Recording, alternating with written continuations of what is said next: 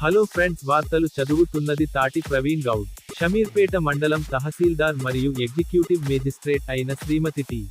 సుచరిత మే 26, 2026న మధ్యాహ్నం 2 గంటలకు ఏసీబీకి రెడ్ హ్యాండెడ్గా పట్టుబడ్డారు. 30 ఎకరాల వ్యవసాయ భూమిని నాలాగా మార్చేందుకు 30 లక్షల రూపాయలు లంచం డిమాండ్ చేసి, తన డ్రైవర్ వి. నాగేష్ ద్వారా రూ. 2 లక్షలను పాక్షిక చెల్లింపుగా స్వీకరించారు. 30 ఎకరాలకు 30 లక్షల లంచం డిమాండ్. ఏసీబీకి చిక్కిన శామీర్పేట్ ఎంఆర్ఓ, మేడ్చల్ జిల్లా శామీర్పేట తహసీల్దార్ కార్యాలయంలో ఏసీబీ అధికారుల మెరుపు దాడులు.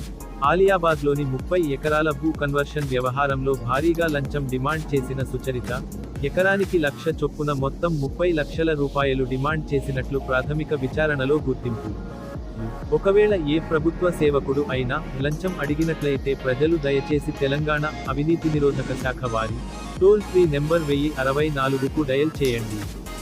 అంతేకాకుండా వివిధ సామాజిక మాధ్యమాలైన WhatsApp 9440446106, Facebook Telangana ACB, X @తెలంగాణసీబీ మరియు వెబ్సైట్ acb.telangana.gov.in ద్వారా కూడా తెలంగాణ అనిషాను సంప్రదించవచ్చును.